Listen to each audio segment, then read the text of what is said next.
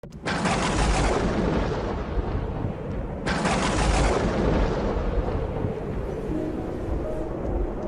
ce temps-là, voici qu'on présenta à Jésus un possédé qui était sourd-muet.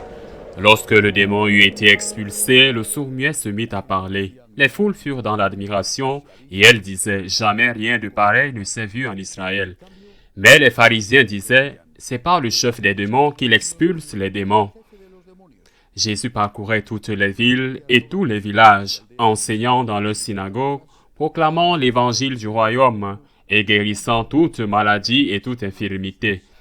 Voyant les foules, Jésus fut saisi de compassion envers elles, parce qu'elles étaient désemparées et abattues, comme des brebis sans berger. Il dit alors à ses disciples, « La moisson est abondante, mais les ouvriers sont peu nombreux.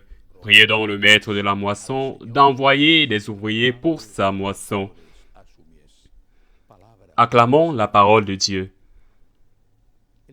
Le passage de l'Évangile d'aujourd'hui est très similaire à celui que nous avons médité dimanche dernier.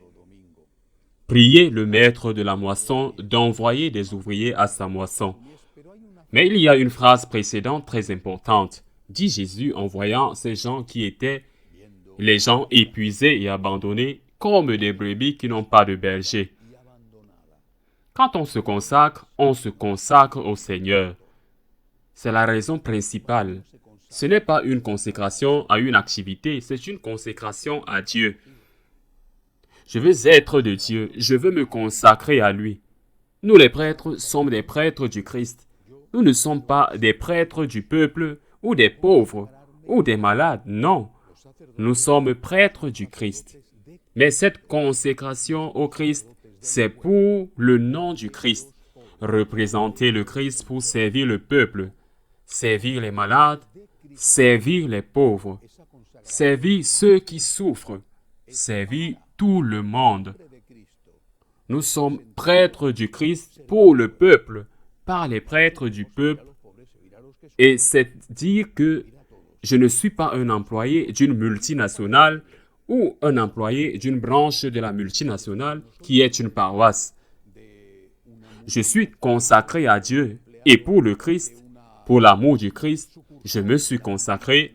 Pour l'amour du Christ, je sers dans la tâche et dans la mission que le Christ veut de moi, qui est une tâche et une mission qui aura sûrement des caractéristiques communes à toutes les personnes consacrées, mais qui plus tard aura des caractéristiques spécifiques.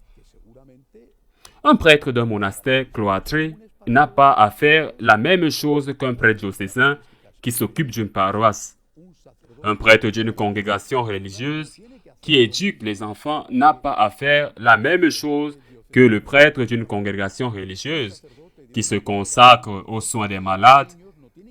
Mais nous sommes tous consacrés au Christ. Et ensuite, le Seigneur nous envoie à un endroit ou à un autre, à une activité ou à une autre. Mais dans le cœur de chacun, à côté de l'amour pour le Christ qui vient en premier, il y a aussi la compassion.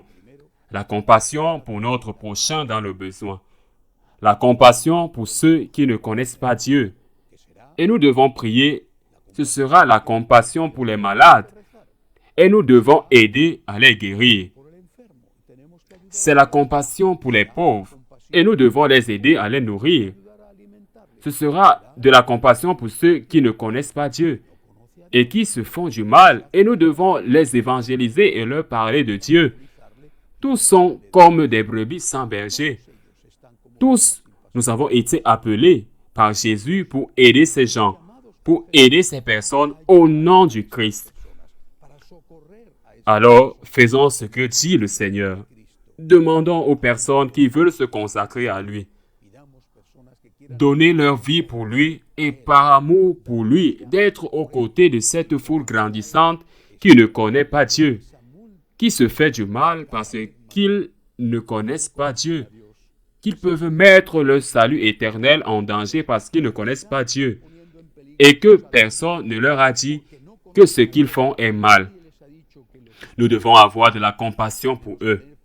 S'ils sont épuisés, s'ils sont abandonnés comme des brebis sans berger, et pour que l'amour de Jésus donne à Dieu ce qu'il mérite. Car grâce à Jésus, nous devons servir ces brebis abandonnées qui n'ont pas de berger. Ainsi soit-il.